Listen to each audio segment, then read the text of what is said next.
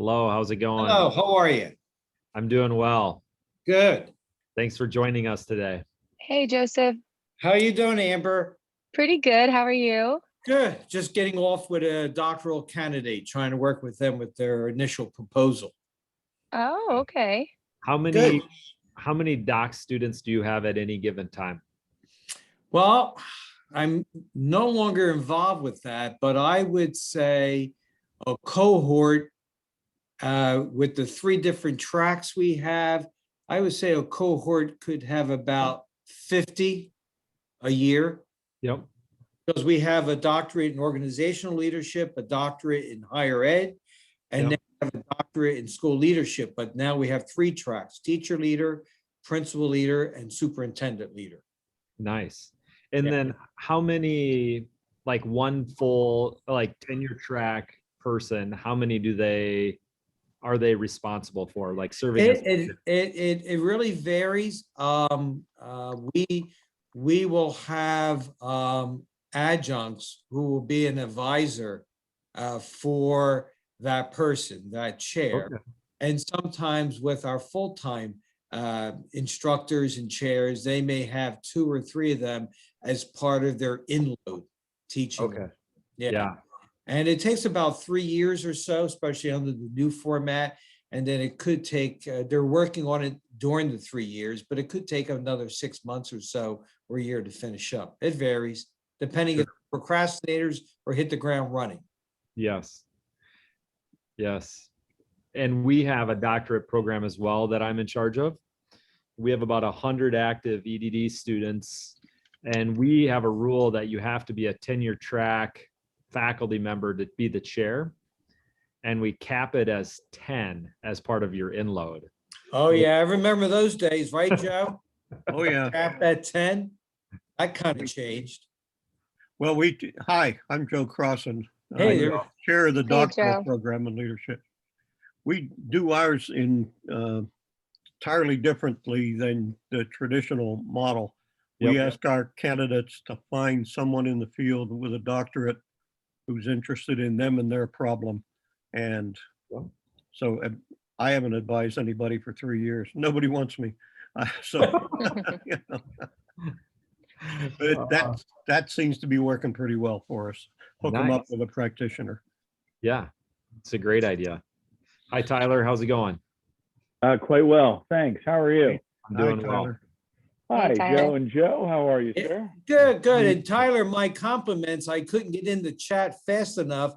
You did a superb job with school sims for your student teachers and for the practica and how to implement that particular platform. It was well presented. Thank you, Joe. I appreciate it. We just to give context to everybody, we had a faculty development day over the weekend where we're highlighting those particular colleges or departments that are using AI-based software applications. And so we just went over, or we gave a kind of 30,000-foot global view of how we're using SimSchool in our early field experiences on the teacher preparation side of the house. Nice. So it's been a very interesting semester. It's an experiment for us, and you know, there are pros and cons to everything. And we're just taking a look at some data that comes in from our candidates and from our instructors. There's about 175 students who are using the SimSchool environment this particular semester, and it's going well. You know, and it's not just due to COVID. There are so many things that are occurring within teacher prep that it's actually it's a nice kind of environment to have for a safe space of learning. Nice. Good job. Oh, and Tyler, I just wanted to confirm. Hey, my name's Amber, by the way, with School Sims. And I was chatting with Kathy a bit earlier, and she mentioned she was inviting you to this meeting because you had been using the platform. But I do think that you are using a different program, and it's a similar program. So this is, have you heard of School Sims, the one that we're chatting about today?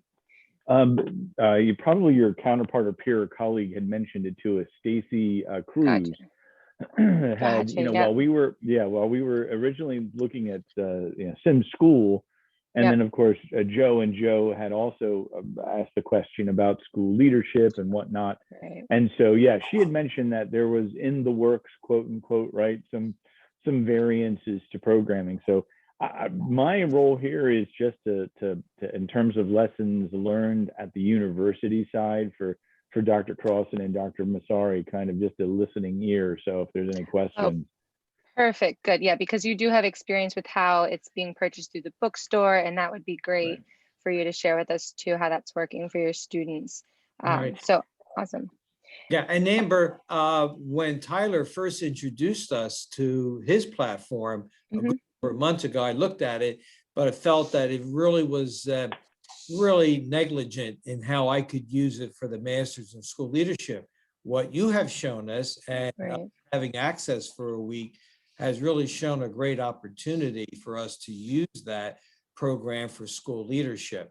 And I noticed that there are more cases, I was sharing with Joe Crossan, there are more cases that deal with the school level than deal with the district level.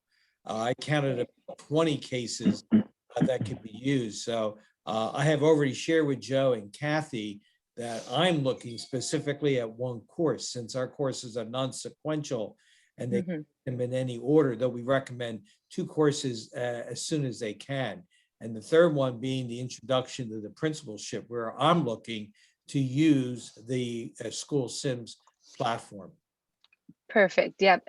And that is the big difference there that you identified, is ours is definitely more focused on the school leadership admin level that I think you're looking for. And lastly, just to introduce, we have Brian Badolf-Krentar on the line too. He's our Chief Strategy Officer. So I just wanted to introduce him while he has a couple free minutes. He wanted to say hello and introduce himself. Good. Hi, everyone. How are you? How's it going today? Good, good. Good. All right. So I've talked to Kathy and she's finishing up with another meeting and she'll join us whenever. And I'm recording this meeting. So right after Zoom sends me the link, I'll send it to each of you and you may use that link however you wish. So let me introduce myself a little bit. So my name's David DeYoung and I'm the chair of the Division of Educational Leadership at the University of South Dakota. And before this, I was a teacher and a principal and a superintendent in Iowa for 8 years. And I made the jump to higher ed 6 years ago and I loved it. And in my first year in higher ed, I went to a UCEA conference in San Diego and I stumbled on School Sims in a breakout session.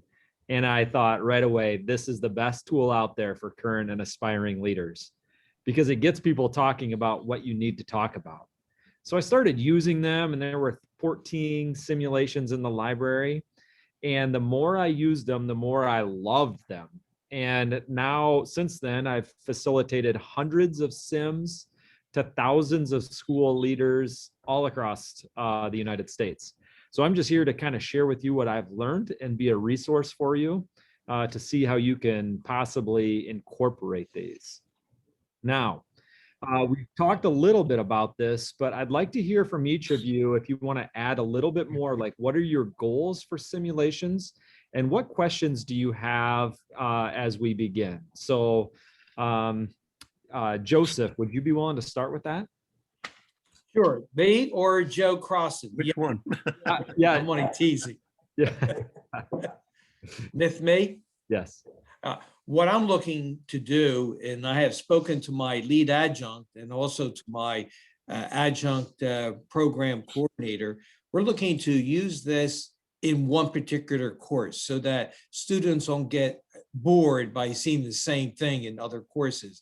And we want to do this in our introductory principalship course that introduces them to school law, introduces them to the special ed needs, it introduces them to supervision, curriculum leadership. And I think the cases are very good. There are about 18 to 20 that would be very good. We're looking to, instead of having discussion board prompts, replacing them with these particular cases, because a lot of our discussion board prompts come from cases that are in the back of the text. Yes. Trying to move from a textbook base to a research-based program. So that's what we're looking to do at this point. I know our dean would like us to ask, he wants us to each do a report, Joe and myself, as to what are the objectives, which we have to develop, hopefully with your help. Where would you use it? How would you use it? How would you assess it in our timeline? I know we were thinking of in September of 2021. I have good ideas for you on that. Now, is your class synchronous or asynchronous or hybrid? It's hybrid as well as online. And we're doing synchronous, especially with the pandemic. We've been totally online, even with the hybrid. Hybrid's been using the Zoom platform instead of meeting face to face. And we are recording. So it's basically synchronous learning, but we're hoping to go back to hybrid face to face in September and continue with the online. I have about 500 teachers, and I would say about 85% of them try to take as many courses as possible online. Nice. Now, I was the first professor in the world to incorporate these into a fully online synchronous course. And I replaced the textbook with the simulations, and I've done it for 5 semesters in a row. And it helped me get teaching professor of the year at USD. So, and it wasn't because I was a good teacher, it's because the sims are that good. So I will send you everyone here, my syllabus and assignment schedule, and I have some other ideas for you. Good, thank you. Yeah, you're welcome. Joe Crossan. Sure. My program's a little bit different. Let me talk for about 30 seconds about the structure, and then I'll tell you where I think we're going to be using them. But like Joe, I want to get our whole team involved in making those decisions because I don't teach all the courses, obviously. I want folks who have taught them. We are a flipped classroom. I am going to talk about that as if the world is going to be a face-to-face normal place in September. Yep. If not, instead our face-to-face will be on Zoom. Yep. But it is a 5.5 hour class, 2.5 hours of which are face-to-face, 2.5 hours which are online. We have 2 classes a semester, and in about 80% of the cases, we were able to make them make sense together. First semester, however, is, first 2 make sense together. So first Monday night, you have action research for 2.5 hours. Meantime, you have leadership theory and practice online. Next Monday, you have leadership theory and practice face-to-face. You have that online. Where these 2 come together is that we start our dissertation work with a problem of practice in a retreat before they've been in a class.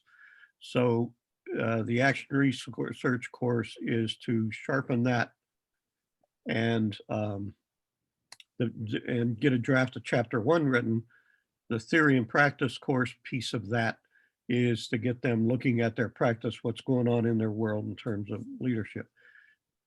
It's a 3-year program. First year, chapter 1, second year, chapter 2, third year implementation in chapter 3. We call it a dissertation in practice. Yep. Makes from the traditional one. Are you part of the CPED program? I wish that the freight is a little too heavy for us, but we've talked to them and spent a lot of stuff off them. They're our model. Yeah. So I'm the chair of our doctorate program as well, and we've dove headfirst into the CPED model.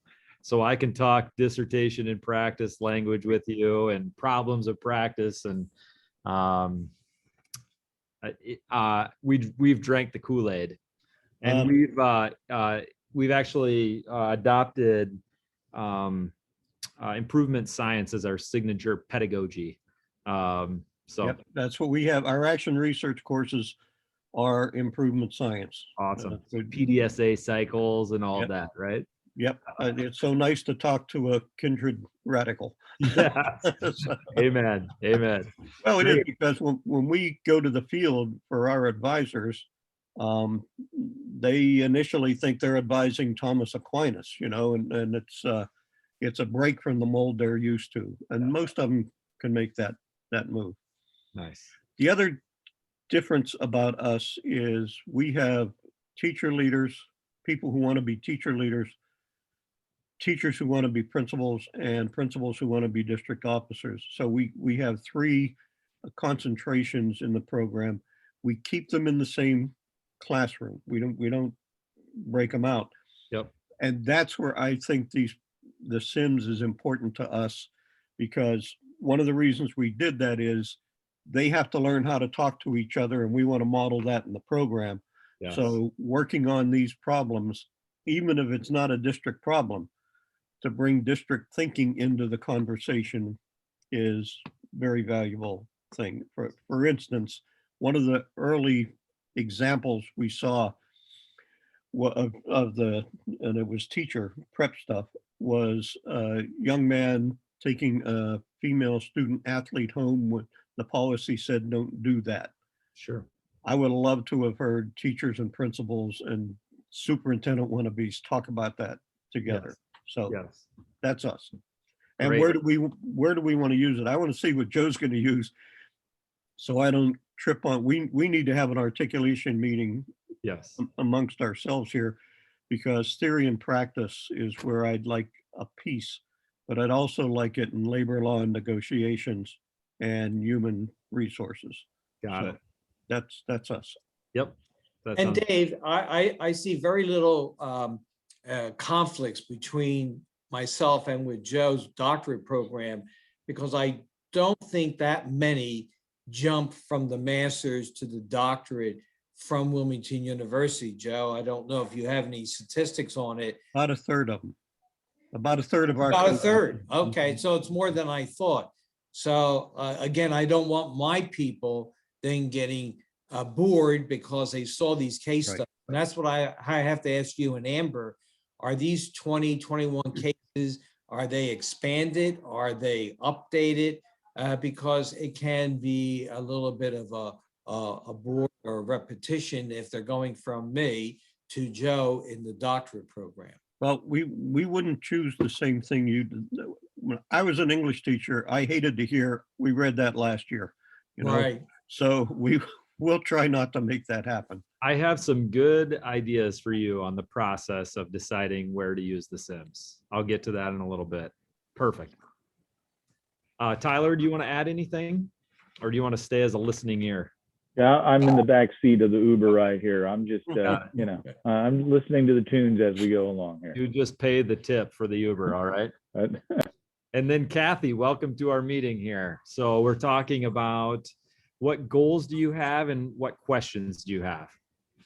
Well, thank you, and I apologize for being late, but my goal is for both Joes to be able to utilize this in a way that's going to be effective for the students, regardless of their areas of interest or what. And right now, I have no questions. I appreciate your time.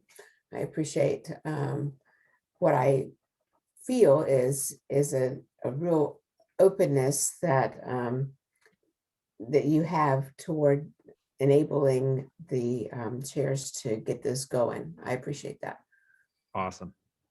Great. Let's dive in here. Now, when you access the simulations, in the past couple months, School Sims created a portal, which is if we can set up an onboarding session here later, like in a month or so, we'll go over that. But it's very easy to view the simulations and also send them out to whether you're undergraduate or graduate students. Now, here's where I wanted to begin, kind of at the really high level. This is on our website, and we have aligned all of our simulations to the NELP standards. I talked to Kathy a little bit about this. So our program at USD is aligned to the National Educational Leadership Standards, and we include these simulations on our CAPE reports and our SPA reports when we go through that process. So they are already aligned for you. Now, if you prefer the PEASL standards, we've actually aligned all of the simulations to the PEASL standards as well. So if I was going to present this to people kind of above me, this is what I would begin with. And I'll show you in a little bit where to find this on our website, and I'll send this presentation deck to you as well. Now, where to use the simulations? What I've learned is that don't limit yourself and put yourself in a box on how to use the simulations. The more you use them, the more you're going to be like, I could use them here or there. But the low hanging fruit, the first ones is in your preparation programs. So a lot of our clients across the United States, they'll either use like, they'll assign 3 simulations per class, or they'll have one class that uses a whole bunch of simulations. So right now I'm teaching a spring course. It's called the Superintendent Capstone. And I have 15 modules, just like you'd be used to in the spring semester. And we do 1 simulation per module. And I'll talk about that a little bit more. Now, if you have opportunities for service, like if you need to present at conferences in Delaware, I facilitate simulations all the time at breakout sessions for our state. They love it when I come and lead one for an hour breakout session. And all of the simulations for school sims last about an hour. So just kind of you put that in the back of your mind. If you're going to lead one from start to finish, it's about 1 hour. Other ways that I've used them is monthly meetings for area school leaders. Like if your principals get together in close to you and you attend those meetings, they love it when you're a guest speaker to lead them through that. Right now I'm helping Sioux Falls Public Schools with simulations. They have about 25,000 students. And what they realize is their school leaders didn't have, when they were documenting bad situations, they were all over the place. So what they actually did is they used a school simulation. They led everybody through the same simulation. And they're like, all right, now document it. And then they calibrated their documentation. And they did that in like an hour and a half. So that's a real unique niche way to use them. But I just want to kind of get your brainstorming going. Aspiring leadership meetings, it's probably my favorite way to use simulations. So if you can like get your districts or partner districts to use them in a monthly aspiring leadership group, they're just dynamite. So also national conferences. I don't know if you've ever heard of the International Council, ICPEL. It used to be NCPEA. I'm actually the president-elect of that whole entire organization. It's kind of the sister organization to UCEA. They're good for those conferences and graduate or undergraduate courses just in general. So if I was going to answer the question, where to use the Sims, this would be like the obvious answers that I would start with. What are your thoughts about this list? Because I created it just for you today. That it makes, I hadn't thought of using them outside of, Wilmington University. But, Yes. Oh yeah. I mean, They're a we have, jackpot for that. we have initial leaders, we have principals we need to prepare Yep. in both programs, and curriculum directors and what have you. So, and Yeah. supers. It's interesting, New Jersey, and I'm more familiar with New Jersey, living here and working here in the K-12 setting. All the assistant principals, vice principals, and principals have to go through a 2-year mentorship once they are able to obtain a position in a school.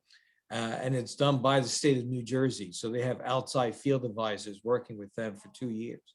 This would be an excellent situation for a dialogue between that mentor and that candidate going for their permanent supervisor, superintendent, administrator certificate. So never thought of that one for that. And Yeah. I'm one of presenters for the state of New Jersey when I was superintendent. That's great. School Sims has a lot of friends in New Jersey as well. Okay. So one of the other things that I've been thinking about specifically for Wilmington is how to use the simulations. Now there's 2 main ways to do it, synchronously or asynchronously. So don't get yourself in a box that you have to do it one or the other.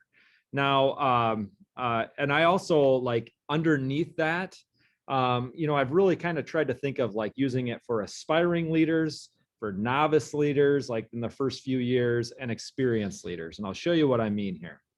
So if I was going to use this and I had to answer to someone, how are you going to use the Sims? if you have a group of aspiring leaders, and that could be in your courses as well, these are the simulations that I would use if I was going to meet with them once a month through a whole year. Now, if you want to do once a week in a semester, you can easily figure that out as well. But if I was, the best way is to get them in one group, in one room, and let's say that you have 30 in your room. Every simulation begins with about 3 to 5 minutes of context, and then you get to your first decision point. And what I would do is I would say, all right, take out a pencil or a pen, and before you talk to anybody, what letter would you choose? A, B, C, or D? And I would make them lock in their answer. If you actually don't get anything from this 1 hour presentation, this is actually my one big thing. Make them lock in their answer before they talk to people. Because what happened is I facilitated these for 3 years, and I'd be in front of a group and I would say, all right, what do you think? A, B, C, or D? And then the room would get quiet, and then one like extroverted leader would come in hard and they would say, I think it's C. This happened to me last week and this is how it played out. And everybody in the room would be like, oh yeah, I thought it was C too. And I would come away, I'd be like, there's no way that all 30 people thought it was C. So when I got them to lock in their answer, the depth of the conversations that happened in the room increased tremendously. So I would have them lock in their answer, and then I would say, all I would say as a facilitator is, now turn to the one person next to you and talk about what letter you chose and why. And then you wait for like 2 to 8 minutes as they just talk about why they chose the answer that they would choose. And they start bringing in like their previous experiences. They start bringing in like their biases, their values. It gets very deep, and they are hyper engaged when you set it up for them like that. So if I was leading aspiring leaders, or if I was leading a class of like teachers becoming principals, this is exactly how I would use the simulations. Do you have any questions about that? Okay, next. And also use the chat feature if you think of a question too. I monitor that as well. Now, if you have like novice school leaders, what these simulations do is novice leaders need like the intricacies of leadership. They need experience with that. So, what I would do is I would lead it the same way, right? I'd have everybody in one room. I'd give them the context, get to a decision point, and then I would have them like ask for advice from a mentor.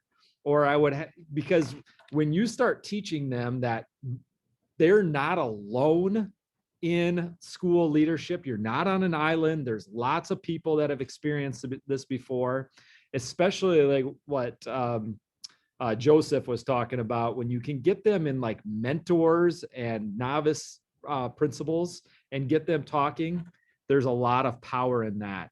And these are the simulations that I would use with novice leaders.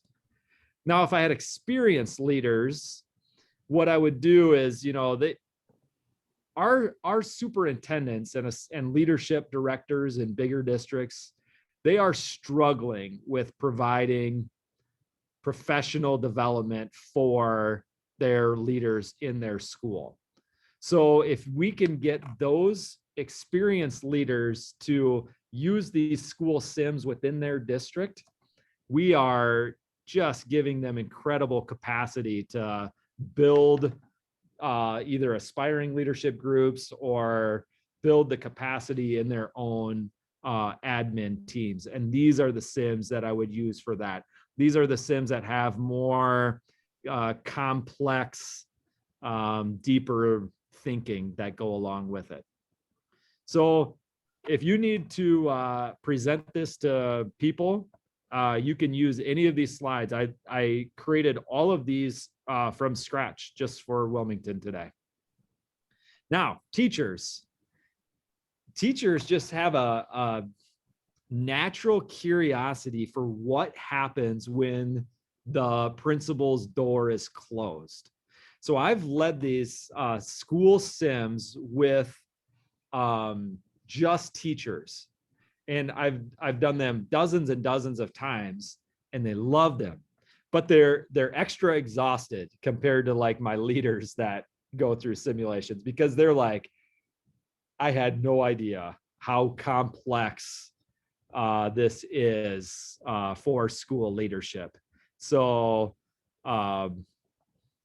you know, teachers love them because what it does, it, you know, it broadens their perspective. It gives them more empathy for their leader.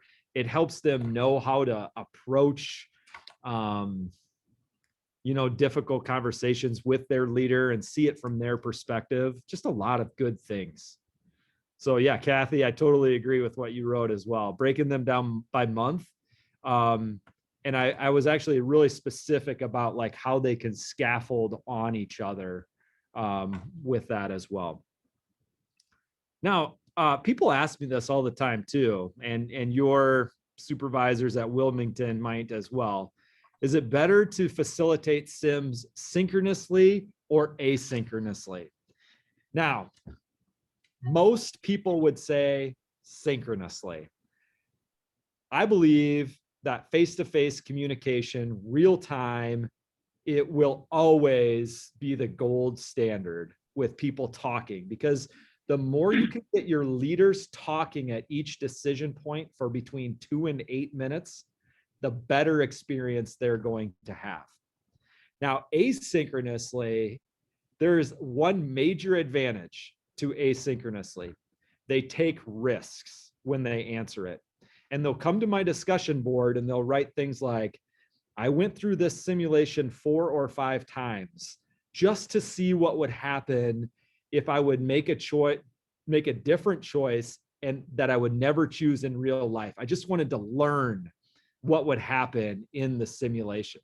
Because, you know, these simulations for school sims are like choose your own adventures books, right? Where all of a sudden they just keep, there's one main storyline, but man, there's a lot of permutations on how you can get to the end. So asynchronously, I find, is dynamite because they're willing to take risks.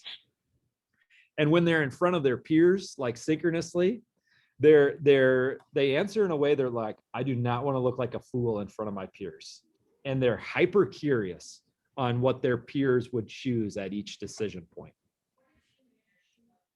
Any questions about anything about how I would use them, where I would use them in your program? Like maybe you want to take a moment to talk as a team too. Like, what are your thoughts?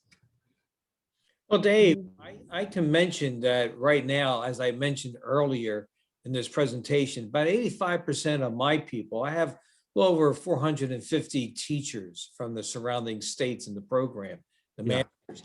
I would say 85% want to, because of their responsibilities as coaches, family, personal, teaching, that they are online. So it's going to be asynchronous, you know what I mean? Yes, asynchronous. And I'm looking at that as part of a discussion board situation, but I think my instructors would have that freedom using a Zoom platform or other various platforms to do that in a very synchronous way, though it may be difficult because of all the various responsibilities.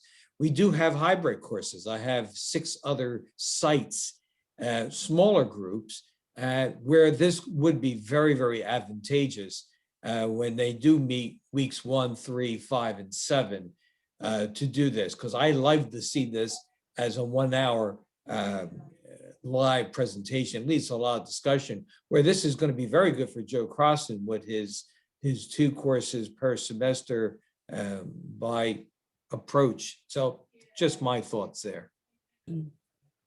I like the idea of being able to switch back and forth.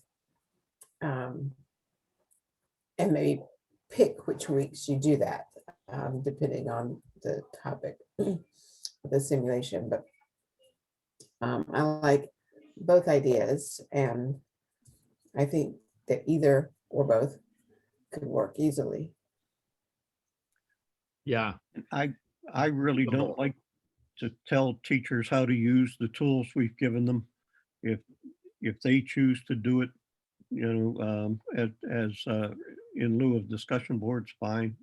If they want to use it, my preference would be do it in the classroom, because we hire experienced people. Most of them are still working in schools. And it seems to me to make it easier to coach from which everybody in the room can learn than it does to have it on virtually.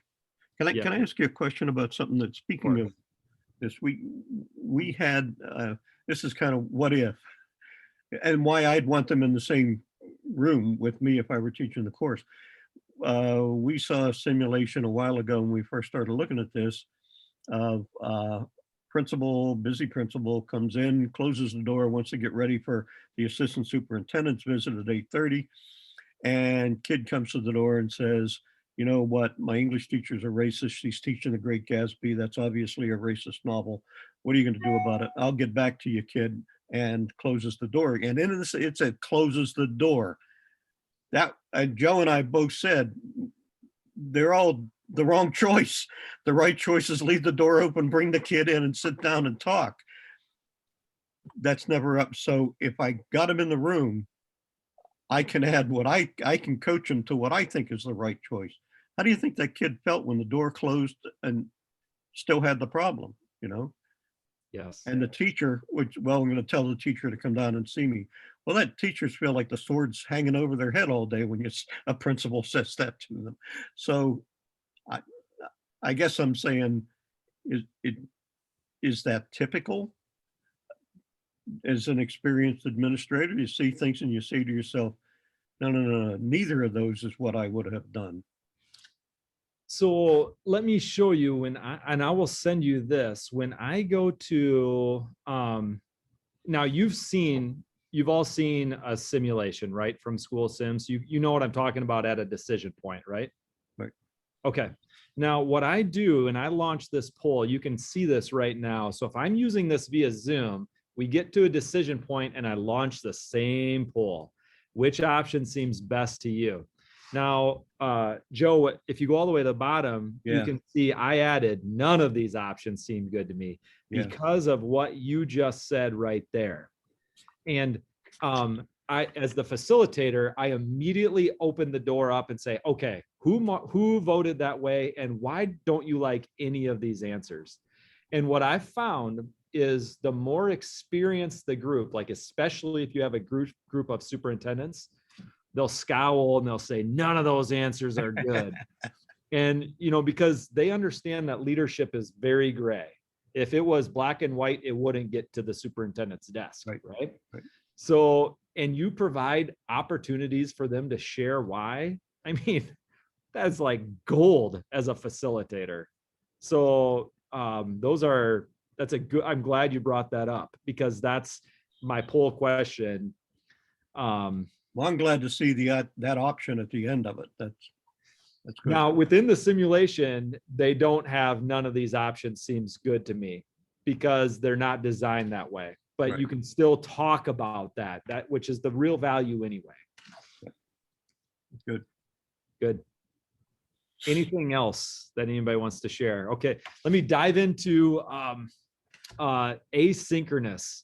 So what we realized at USD is our aspiring leaders were relying too much on blogs and Todd Whitaker books, which are great, but we needed them to use like peer-reviewed journal articles to find them, cite them with APA. So in my class, I'm like, hey, I'll do that with a simulation. They can find a peer-reviewed journal article about that topic, attach it to their discussion board post, include one citation from that, and it works extremely well because I'm giving them the skills as we scaffold them hopefully into our doctorate program. So asynchronous works well. I mean, already in this semester, I had a school leader that said, I saw how frustrated one of the teachers got when in the simulation because the principal didn't handle the bully teacher well. They didn't take the bully teachers seriously. And she wrote, I have a bully teacher in my school. And I see now that I could lose my very best teachers if I don't do something about this. And I want my discussion board group to hold me accountable for handling this in my school in the next month. I'm like, that's unbelievable. You can't get that from like a case study or, I mean, that's like, because you get, wrapped up into these simulations and you really gain experiences.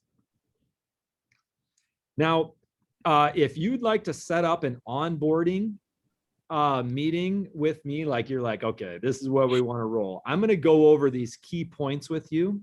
And I'm actually going to show you like how to facilitate simulations in person or via Zoom. It's really similar both ways as well. Dave, can I ask you a question, please? Of course. Back to that slide, asynchronously learn. Yep. Second bullet, in your courses, I don't know if you're talking about the doctorate, you have your school leaders or these students do a subscription to the simulation library? Because that's one thing I know our university would not like to throw additional charges on. That's why we need to get down to the nuts and bolts of costs and connections and all that. What do you mean by that second bullet? Great question. So now let's go backwards 5 years. Okay. So when I first started using this, I'm like, I talked to school sims. I'm like, I'm not sure if my university, I just got here. I don't know if they'll get a subscription to this. And I started, what I did is I asked them, can I just have my students pay as like a user pay system? And the company was so flexible with me that they did it by student person, and which was the replacement cost of a textbook. But you would be different as well, and you would use the portal to distribute the simulations. Amber, do you want to add anything to that? Yeah. Okay. Yeah, I mean, so this is actually what Kathy and I were talking about post our last meeting, because what I had quoted you guys for originally was for the program for your university to purchase the simulations and be able to distribute them however you want to your students, use them however you want in your courses. But then Kathy mentioned that you wanted it to be available through the bookstore for the students. And that is also an option to what David was speaking about, which is what we call student pay. And that's basically just the students pay for, as if they were purchasing a textbook, they purchase the subscription to the simulation. So which one of those options were you hoping to use for your courses? Well, I will say, Dave, as a joke to you, I love Todd Whitaker. And my people love Todd Whitaker, and that's one of 2 books we required for the 7700. It's in its 2nd edition. They love it because they get it in one sitting, and we get 2 discussion boards out of it. So I would not want to get rid of the 2 books. My instructors love those 2 books, the Introduction to School Leadership. So I know I'm looking at discussion boards. I spoke to my adjunct program coordinator yesterday, my lead adjunct. We're looking to replace the discussion board prompts in many ways. Now, the logistics, the costs, how to connect it through Canvas, that's something we can do with the onboarding and things of that sort. Yes. I would not want them to be paying additional cost already, unless this is what Kathy and Dean and Amber have to work out. Yeah. Yeah, That whatever's makes the best deal for the students. Well, we want to make sure that the students have a good deal, yes, but that the tools are going to meet their needs. And if paying an extra few dollars, and I don't know what dollar cost we're talking, over the course of a year, and they get so much more, it may be worth it. We'll have to talk about that and see what you think. I'm certainly, considerate of students' pocketbooks, but I also sometimes think that you have to spend some to get some. So, Yeah, and the way it works out from a per student fee is really about the same when it comes to the students paying for it, just individually invoicing them, or the school paying for it. And oftentimes when the school pays for it, there is a little bit of a lesser price because it's just you're paying for everything in one bundle. So that was the original quote I had given you, Kathy, okay, which was we were going to actually discount it for you if you were to sign up for a 3-year term, which would be about yeah, you originally was going to be 37,000, but then we discounted to 32,000 for a 3-year term. So we're definitely more willing to and able to more easily work with a discounted price if the school's paying for it, because otherwise the students are, that's just an individual invoice per student. So that's right. just something to keep in mind.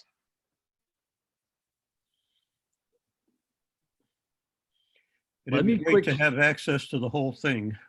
You know, we'd have to watch where we use different modules and so forth and not trip over each other, but that's the case with any common materials. And like you said, Joe, that's a dialogue that you and I can have. Yeah, And yeah. I've already have my 2 people who are going to work with me to develop the objectives of this. Maybe Dave can help us develop these objectives, or you have something that's already pre-boxed or something of that sort. And I don't know if we would get that with the onboarding session, but I think John wants the report, our dean, sooner than later. But I know a lot of my people, they go to various companies like Amazon or I'm forgetting the book now. They get all their books secondhand or they try to get them discounted. They try to avoid the bookstore. So I want to be careful if we charge a student per fee. I can see the issue now with them not getting it, didn't know about it, but this is something that I think Joe, Kathy, and I can talk about when we get to the final figures here. But Well, you know, if something connected already through Canvas or to be able to be launched through Canvas. in the, Yeah, and Well- I would agree with that. It does seem to be because we are sending the invoices individually to the students. Oftentimes it will get stuck in spam filter, and it is a little bit of a back and forth at first, but so the easier option usually is for the school to pay for it. and candidly, my program has changed the course each year of its 3-year existence. But I don't that's want to have to go and say, mother, father, may I, every time we change a course and when I add a module. If we have access to the program, we have a lot more flexibility and control. As things come up, if you look at the things that you identify, Dave, as superintendents or the experienced leaders, take 2 or 3 of those things out of there, and those are about race. 5 years ago, 10 years ago, that wouldn't have been the list. Mhm. I'd like to have the flexibility to change with the times and use things as they become critical too. Yeah, so just digging into the race, we had a simulation about race and difficult conversations about it. And then after the George Floyd incident, we added to that simulation. That's So, what I mean. we're- They're Exactly. the curriculum's driven by society. So Yes. that's So- what happened there, but that's going to change in a couple of years. I Yeah. imagine. Yep. And I mentioned the portal, more training would be on this, but so these are all the simulations. But if you were like, okay, I am going to teach a class about learning and instruction so I would go to that NELP standard, and all of a sudden now I have the top simulations filtered by that topic of that. Remember that screenshot that I showed you earlier about all the, so we have them all filtered for you already. That's how easy it is. So this is, you're helping a veteran teacher set his professional goals and he digs his heels in. It's an awesome sim. Oh, yeah. So- Yeah, I I used did- that, I used that, the delineation of the different topics when Amber gave us access for a week. It's Yeah. fascinating to be able to do that. Yes. Great. What other questions do you have for us?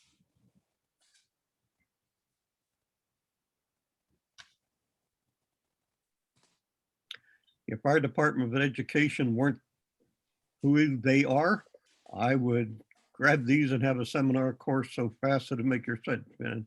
This would make a great semester seminar course. And, you know, the customers in your class, all the school leaders are going to say, hey, go to Wilmington.